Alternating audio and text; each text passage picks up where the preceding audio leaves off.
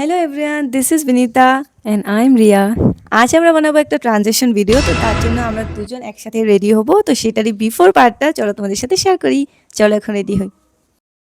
First কিন্তু আমরা আমাদের বিফোর পার্টটা শ্যুট করলাম, যেটা করতে ভালো টাইমই লাগলো। আমরা বিফোর পার্টটা শ্যুট করতে গিয়ে ড্রাফে না রেখে সেটাকে শেয়ার করে দিয়েছি।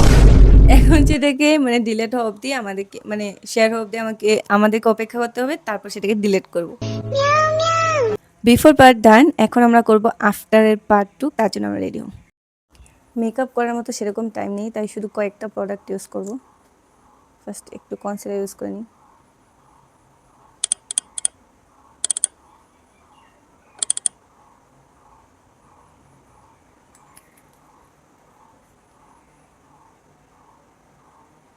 শুধু কনসিলার ইউজ করেই ফেসটা অনেকটাই ব্রাইট হয়ে গেছে।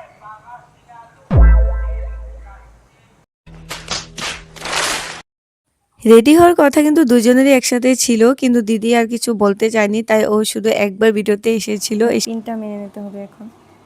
আমি যতগুলো ট্রানজেকশন ভিডিও করি শাড়িটা কোনোদিনও পরি না, শুধু উপরে দিয়ে নিই। এবারেও কিন্তু আমার একই অবস্থা, তারপর তো আমি হাঁটতেই পারি না।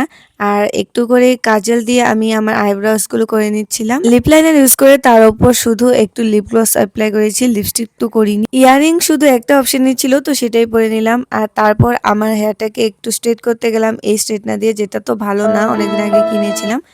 আমি কিন্তু রেডি, এখন আফটার পার্টটা শুট করব।